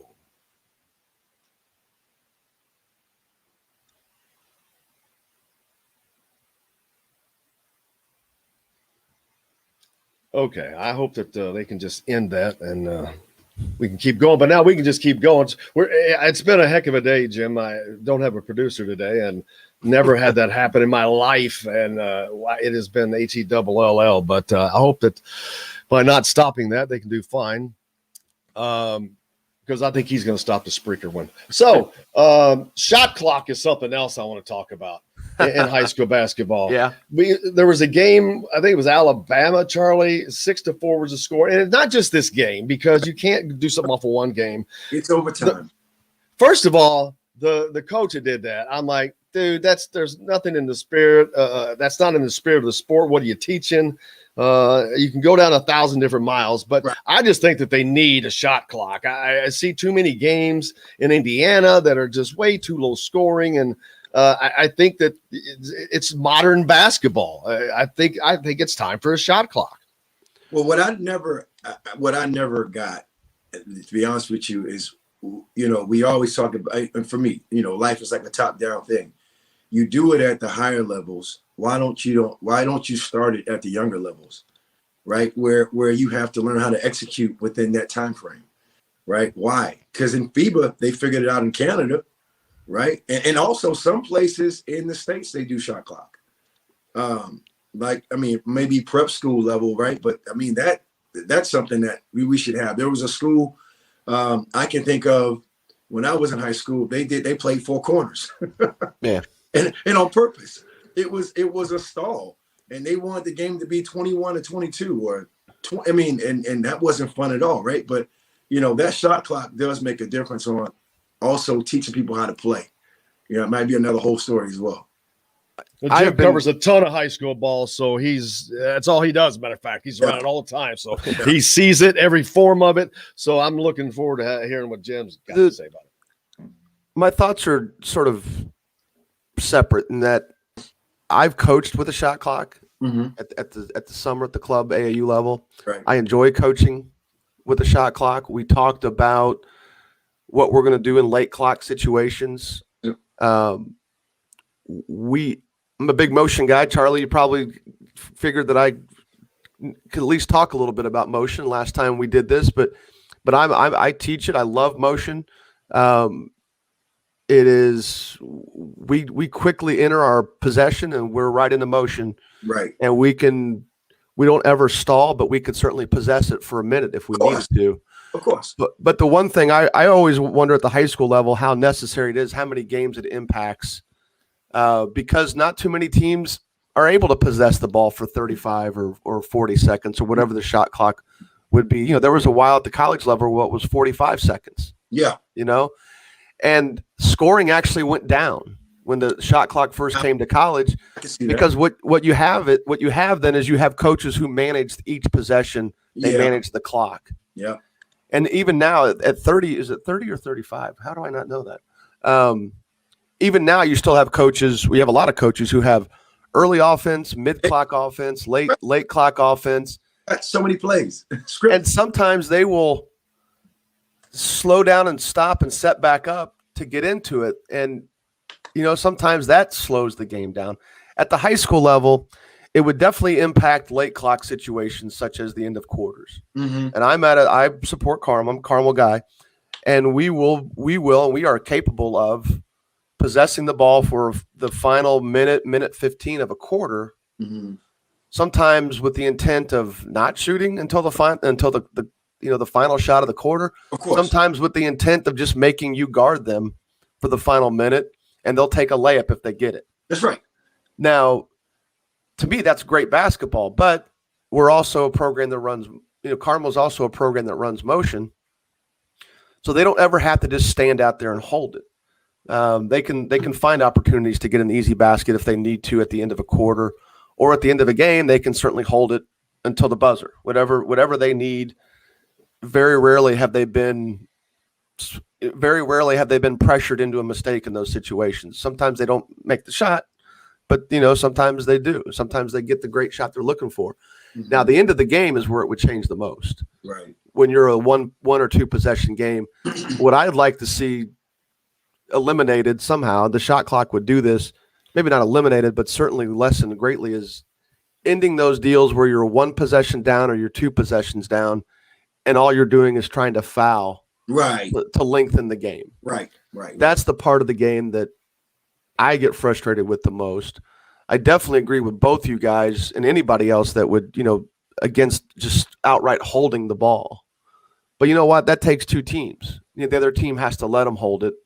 The other team has to stand back and not be passive on defense just as well. And I don't think it happens that much to where the shot clock becomes, again, we're parsing words here, needed versus desired. Understood. And one more thing too, Charlie, I think sometimes too, the issue is cost and the issue is functionality. Mm-hmm. Running a shot clock is not easy.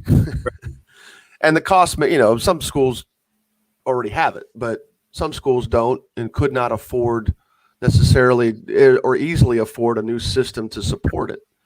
But they also, the idea of getting that guy or that person who comes in and runs it, how experienced are they? How much of a pain in the butt is it going to be? I mean, there would be growing pains, but you'd have all kind of clock issues and you'd have all kind of people screaming about how they were cheated. And I realize we would get through it. And I would, like I said, I would enjoy it. The tweet I have pinned on my profile says, I think I would like to see it, but I've always sort of debated against the idea that we need it. Right. And that's, I'm not trying to hedge my bet there because I love coaching with it. But I definitely think it would certainly improve end of game situations. No question about it. Another question then, and this is, we're out of the high schools. We're going to Indiana. Back there, we were talking about that earlier. Offensively, in your opinion, what is it that they're trying to accomplish? Not like against Michigan State, we know they're trying to get the ball inside of Trace Jackson Davis at first, and it worked great, blah, blah, blah. But overall, I don't know. They run the shot clock down virtually 80% of the time. and a lot of times it's force a shot if they don't get it to Trace Jackson. So I'm not sure what it is that they're doing or trying to accomplish. A lot of shots seem to be looked passed up. They don't have shot makers. Well, there's that. I mean, that's the big thing. I mean, they don't have guys who are good enough shooters to be hunting for shots as well. I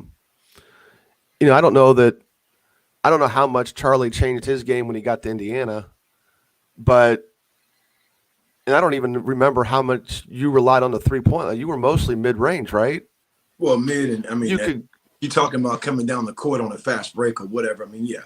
Yeah. You got to pull up and drop. Yeah. I don't think Indiana's got anybody right now except for Leal who can consistently, who you would feel consistently comfortable with. Who hasn't seen the floor in the last 2 games. And, not at practice, I don't ever question who actually gets in and out of games, but that's just me. I think the thing that, and shot making isn't just about making shots. It's also about creating space. Well, that's the deal. Yeah. That's earlier. Like, I mean, the thing about it, watching the play, just watching and observing, because again, I'm not in the locker room. I was telling Jim earlier, it's like when the pass is made, the cuts are rounded. So to me, it's almost like you're thinking about what you're doing next versus knowing. And the second thing to that is because we seem to be a low shot clock team that scores if the ball's not getting race hands or trace hand, it's almost like, there's no rules for the guards. Whereas, I mean, again, it's a 3-point shot, kind of desperation. How many are you going to make those? Or versus a pull-up jump shot in rhythm, so. Well, yeah, I don't know. To me, I sort of beat a dead horse with this. To me, the spacing is the issue. I think I feel bad for Trace too sometimes because at the 5 he's undersized against certainly the teams at the top of the Big Ten. The Michigan-Ohio State game yesterday was brutal. It was fun to watch, but it was extremely physical, and it was guys who could play through the physicality. I don't even know how many people Indiana has besides Thompson and Jackson Davis who can play through that kind of contact on a regular basis. I think Indiana's undersized at the 3 and the 5. I think that impacts some of their ability to score as well, especially with the space that's not there. And when you don't have guys outside making shots in this game, with as long and as athletic and as defenses can be these days, and as well taught as defenses can be these days, it's really tough to just find offense. You've got to be able to have guys to provide. It's like air cover when you go to war. It's like you've got to be able to provide cover from above so that the grunts on the ground can get their job done. You cover all these guys. Christian Lander. I love a lot of the things that he brings, his intangibles. As soon as he's on the floor, the offense is sped up by a factor of 10, it seems. Of course, mistakes come with that.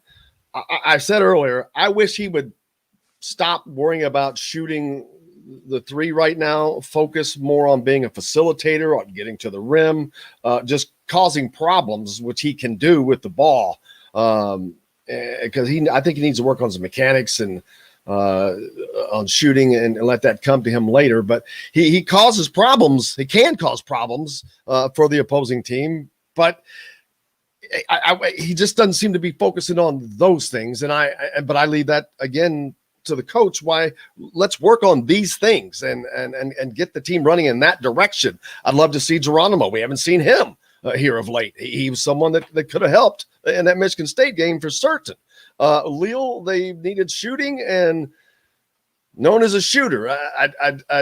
I'm not in practice either, but at some point I really don't care because it's coming down to he was asked by me and other people, but a week ago about at the half about making changes, about whether it's a unit that is on fire or an individual that's on fire coming at the end of the half, or why not just trying to sustain that momentum into the next half with that unit or with that player? And basically, no, not changing anything. This is who we are. This is what we're going to do and how we're going to do it. And it ain't working. And that absolute rigidity and refusal to change what's not working is it's mind-boggling to me. But it shows I'm like going, dude, I know people believe in philosophies, but there comes a point where you have to be able to look at something and see it ain't working. And what they're doing offensively ain't working. Yeah, there's no answer for that. I mean, other than they have guys that aren't hitting shots. It always comes back around to that. It really does. And some coaches, I'm one of those guys. Since I'm not at practice, I'm not going to be the guy that says this kid should be getting in more, this kid should be starting or whatever it is. But look, Archie's definitely riding with his experienced players. A lot of coaches do that. I don't know that the younger guys are pushing the envelope enough to justify a sweeping change. I don't disagree. I agree with the idea that Lander should focus on getting downhill as much as he can, making plays for other people, and only shooting when he either gets to the rim or gets a catch and shoot. It seems like whenever he shoots off the dribble, that's when things get really erratic with his shot right now. A lot of that, I think, is strength, which, he's a year down from because he didn't really finish high school. I mean, he didn't exhaust his eligibility. I don't know how. I think for you to do that, you've got to really be impactful right away. No, that's no different than my thought about kids who play up in AAU. I think you've got to be, Evansville Wrights didn't win a ton with him at the helm. They've continued. They had a really good year this year. I think that he needed to be in a situation where he had experience putting a team on his back. And I don't think he's ever been in that situation where him creating everything has worked, and it's just been a struggle for him. So your comments about him focusing on a couple of things, I think is pretty spot on, and it would be good. I know they loved Lander as a player because he could get downhill, because he's a guy that can get by his man and then make plays, and he has made some really good decisions on ball screen action. He's just got to. When he gets in the game, he has to have the opportunity, or he has to take advantage of the opportunity of just sort of compartmentalizing what he's looking for, which is pretty much what you said, Jim. So, yeah, and I'm not suggesting that he should be starting and that he's ready for 30 minutes a game. He's not. He has deficiencies as well. I just want to see a change, something different, whether it's a spark, whether it's trying to motivate the guys like Rob Hennessy. I don't know if it motivates him or not, but his stat lines of late have just been terrible. I mean, too many games were 0 for 4, 0 for 5. Yeah. It's just killing. And the guard play is killing Indiana, the inconsistency. But, man, it's not just inconsistent. It's horrible bad when it goes bad. Yeah, and I hate to see Rob be in that position because that's a kid I've known for a long time, and he's a great kid. I know he was really excited about this year because he felt healthy. I don't know if there's been any issues with his concussion, the concussions that he's had in the past. I don't know if it's just a confidence issue. He's definitely tentative when he plays. I do like that he's not passing up shots when he gets catches. I think they have to continue to shoot those. I think sometimes they should shoot more threes, even the games they shoot poorly. I think it's no different than a quarterback every now and then dropping back and throwing deep just to make the defense respect it. And then you'll have those games where you will get a little bit hot, and that'll turn the tide of a game. But Rob is, he's struggling, and I don't know if there's any way around it other than just keep. I don't know what they're telling him. I'd like to see him get downhill more on ball screen stuff. And one thing they've gone away from this year is they've they've relied less and less on off ball movement, off ball screening. Yeah, it's a lot of ball screen. And I don't know that they have the personnel for it as a whole. I know that they still have some blocker mover elements into what they do, but I think mostly it's just how they enter their offense. Mm-hmm. And then they get out of it. And then a lot of it is I love the dribble handoff stuff. But I loved incorporating it with off ball movement. And it's like they tip the scale from everything is predicated on ball screens and handoffs, and they're not getting clean enough looks for the guys that probably need clean looks to be more consistent shooter. Yeah, and the numbers there real quick, Charlie. 60 plus minutes for Rob and Al, only 4 points and 0 field goals. That's tough. That's tough. I mean, that's a lot of minutes. I mean, that's your two vets. It is. I mean, that's hopefully, like you said, Jim, hopefully those are games where, like that quarterback would throw that ball deep. You gotta create respect. I mean, you gotta get more shot attempts. I mean, it is what it is. One thing I wanted to talk about too, just kind of on the lines of just observing, watching, because I'm not there. I'm not in the locker room. I don't know the scouting report. I don't know what these guys are taught or thinking. But along the lines of a player development coach, as I've been doing the last 10 plus years, like I've discovered ways to what I call help players find their top 20% skill set. Yeah. It's I mean, like, it's in high school you can get away with, almost like Jim today, right? Jim has to send the links. He's doing it all today. High school you can get away with that a little bit. You can bring the ball up, you can post up. College, you can't. You got to start to find the one or two things you're really, really good at. You're special. And then pros is also the same. So for me, I think it's understanding identification. Who am I on that court? What do I do well? And a lot of the times when I'm watching, it's just a handoff just to get to a spot. Yeah, it's a ball screen. It's not to probe. This guy's going under. I'm gonna shoot. This guy's going over. I'm gonna stall. I'm gonna cut him off. Right. I'm a snake dribble. I'm not saying that's not. They're not giving that opportunity, but it's a scripted play to get to the next play. Right. How to play. Take advantage of this message. Getting them to a place of space where the ball is moving quicker sometimes than the player movement, and throwing the defenses off. As a suggestion, again, I'm not in the locker room, but just kind of going off your point, Jim. Or I say both Jims, right, are saying it's just what I'm observing. Well, it's movement with purpose, right?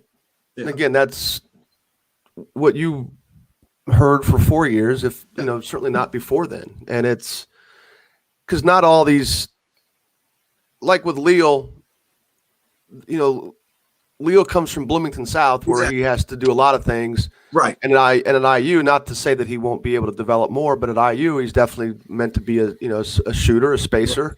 Right. And certainly, the first game he played, I don't think he took a shot. He just looked like he was trying to pass it to get rid of it. Mm-hmm. And it's not necessarily specifically a criticism. I think that's him just trying to fit into a pretty fine definition of what he should be doing and what he shouldn't be doing. Because creating it in the Big Ten is different than creating on Bloomington South schedule, as good as Bloomington South schedule is, and not a lot of that stuff. The word we use, a word a lot of us use, is translate. Mm-hmm. Some of those things don't translate to a higher level. His shooting does. I think his passing does. Dribble creation, I don't know. We're just picking on Leo. I'm just thinking because I know there was a conversation at some point is that Leo comes in and realizes he's a great shooter, he would be able to be in that role more. I'm kind of one of those guys from a coaching perspective that we do define things in our motion. We defined range, we define roles, and as it relates to range, we believe everybody should play to their range regardless of size. Right. I had opportunity to coach Rick Smits' son, Derek Smits, who at 7 feet, 6'11" in high school, at 6'11" was extremely skilled facing the basket, and didn't ignore the low post, but we ran a lot of offense through him away from the rim. And I used to get questioned about it all the time, not even by just by fans. Like, this is what Derek should be doing, as if they know more about coaching him than I do. Again, these are just fans, not talking about other coaches, or they know more about the game than his dad. Right. Although his dad did say a lot of times he wishes Derek would have posted up more, but the game was going in the direction of running a lot of offense through. I mean, we kind of used him like the Nuggets used Jokic. I mean, he's a tremendous passer, and those skills translated. Right. He just couldn't stay healthy in college. Those skills translated into college, and that's the direction the game was going with big men. But I believe in defining range, and I believe in players having confidence within their range. I would never tell and again, I'm not going to lose my job coaching an AAU team if we lose a game, but. Right. But I if I got a kid I think can shoot, if he gets a clean look, he should shoot it. We don't run a lot of. We do have entries. We do have set pieces that we run. Our kids handle those really well. But once we're into our motion, we're trying to get guys open and not just focusing on cutters, but finding the screeners as well. And guys that get a catch in their range when they're clean, they should have the confidence to step up and shoot it. And I think you can really cultivate scores that way by almost forcing them to be confident. Jim, what do you got coming up next? This week, it's weird. We got games every night this week, so that'll be good for my entertainment value, at least evaluating kids, because a lot of these games that were postponed due to COVID are like being played tonight and being played Wednesday. And most of these teams are playing their main games on Thursday and Friday, and there's not a whole lot of stuff on Saturday. So it's a lot of games this week in preparation for sectionals next week. Sectionals next week. Yeah. Yep. Next Tuesday. All right. Can't wait then, man. We'll get to preview that on next Monday. Looking forward to it. Yeah, definitely. Thanks, guys. Hey, thank you. Appreciate it, man. Thank you for joining us, Jim. We'll talk to you on next Monday, as we're actually doing a little bonus today. As I spent too much time alone, so I wanted to go along with everybody, go along with Jim. And I'll come back to you, Charlie, and we can go a little long. Got just a minute or two. People were asking, getting back to Indiana, and I know that I'm a little freer with my opinions. I can be. I don't have to. Well, yeah, I do in some ways, but it's difficult, more so for you. But when it gets to this point and the apathy starts to set in Indiana's a program, they just want to win. They're still tired of what has happened over the last decade or 2 decades and a half, because it's a program that's just waiting to explode. The talent's here, the resources are here, and it's not happening right now. And there's no way around that. And personally, I've already said there's no changes coming. It's not going to change in that regard. They've got to get through this season and possibly an entire another season. We don't know how that's going to go, because that stuff comes down to money and all of that. And it's just, but it's hard when I know the fans, they're like, are you kidding me? I got to watch this for another year. It's hard to tell somebody the answer to that is yes, and you look at 4 years, there's not any progress. And I was sent a stat that is really a couple of that are really telling and almost painful to read. But one was, since 1949, and the AP poll began, no 4-year IU player has not at least spent 1 week in the top 10. Never. And right now, Al Durham has not sniffed the top 20. And he would become the first to be outside of both of those. But you've got 4-year players now that have not played for the first time ever in the NCAA tournament here. And there's another stat that this one's a really bad one. Only one time in Indiana basketball history have they lost previously had 4 straight losing seasons in the Big Ten. And that was in 1931, 2, 3, and 4. If they have a losing season in the Big Ten this year, it would be the 5th consecutive year, and that would be the first time ever. those are just numbers that cannot be ignored. I mean, especially when a coach is being paid a top 10 salary, which was crazy in itself, but that's not acceptable, and has to be held accountable, because there's just no trajectory up. It doesn't matter what you look at. And that's a bad position, because Indiana has put itself contractually in a bad way. They can't. The difference between getting out after this season and getting out after next season is a little over $7 million in COVID times. So financial numbers, those are some numbers you have to look at. What do you lose if this stays like this next year? What's it like?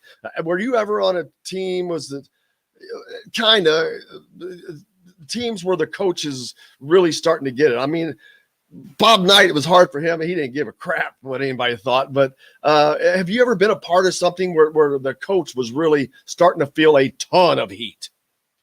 How did it affect you? How did it affect the team? I mean, I think, well, we can say, Coach Knight didn't give a crap, but I didn't mean that literally. I meant, I'm with you. I'm reiterating, right? I mean, but okay, so the way he displayed it, but the way I see it, as a head coach, you can't show pain. It is what it is, right? Yeah, you have 17 to 21-year-old kids deciding your future, because it's not about moral victories. It's too much. There's too many resources involved, money being one, and everything else being, respectively speaking, endowments and all that stuff, right? Too many resources. So wins are a must. Indiana is a top 5, top 10 job in the country. I mean, it is what it is, right? So, and I'm gonna talk down the middle. You got me. I mean, I'm not, because I'm listening, I'm observing, right? But the thing about it, when you go over Coach Archie, he can't show pain. He's going to have his way. He's going to fight into tooth and nail. They know what's going on, the inner workings, the everyday workings, players, what's going, I can only imagine. I remember those days, but yeah, that's a pressure cooker, man, especially this time of year. This time of year where every game matters, and you're talking about, like, they pay attention to projections. I think it's now ever more present because of all the, the experts that are in basketball now, with the projections of, all these models that are out there. And it's tough to turn that off, to focus on, what Jim talked about, what translates, what transfers from practice to games. So it's and then when you go off of that losing, man, it's almost like tradition. We can look at it both ways. I've been a part of teams you found a way to win. I've been a part of teams where you find a way to lose.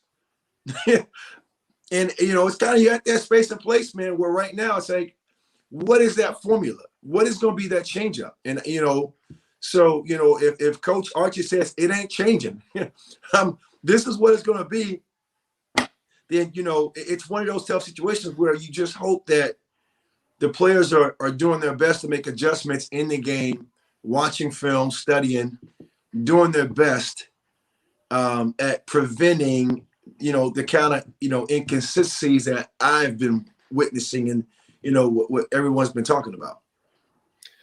Going into the Rutgers game, since we won't get to talk to you before then, what do they have to do? Rutgers is a team, they need a win, as I talked about. They've lost 2 in a row. Yeah. I think they're in, unless we're there's my Big Ten standings.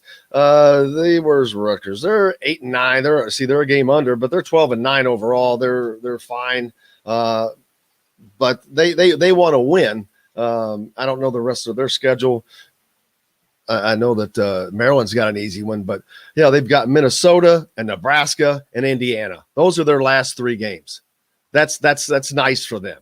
They're going to look at Indiana as a win because they got them at home. They're going to look at Nebraska a win because it's Nebraska, and then Minnesota is at home, so that's the only place they have one. But even if they lose that game, it won't matter. Rutgers is in, but they're going to want to win those 2 games. So, and they're going to look at that as a get right game, as Todd calls them, and it is. So, Indiana's got to put up the fight of their lifetime because they lose these last couple of games and they're out. It's just that simple. Well, it was a tough run the first time, right? We lost at home. So as a player, you're thinking about, okay, we beat a team at home. I mean, away, on the road, 4 points. As a player, like, okay, we need this game, so we're going to set that tone, right? Like Don Fischer, the first 5 minutes, we're going to come out, we got to smack them. You just hope we have that mentality because you're on the road, and it's a must-win. Right? Yep. Well, we're going to find out. What do you have coming up next? What's going on with Charlie Miller? Well, hey, man, again, it's just more of watching. I like to watch film. I like to watch film and look at play types and, look at understanding. So just for me this week with my players, how can I help them get better, and overcome adversity just like anything else, man. So that's me, just training this week. That's what I have my forefront. And then we're going to get Charlie set up. You can go to thehoosier.com, and in the Hoops forum pages, you'll be able to see a link up there. Not just yet, but probably hopefully later today. A link where Charlie's info will be in there. You should be able to converse back and forth, ask him questions. He'll get back to you. So we'll get all that up there. So looking forward to doing that. Man, I'm glad we got to go long today. I hate for the people that had to put up with just me early on, and I'm sure it'll be much nicer when they come back and put the music on this thing and the commercials and all that. But look, today's a victory, man. Hey, look, you got, and like you always say, do something nice for everybody, for somebody. They're gonna be nice to you today, man. Because hey, we get it. You. It was more than brave through. You did it, man. We got there, brother. I appreciate you, Charlie, so much. I look forward to it every Monday, man. It's a joy and a pleasure, and I can't wait to do it again. All right, thank you. I appreciate you. Appreciate you, Charlie. Have a great week, and you and your family, too. You too. Awesome. See you guys.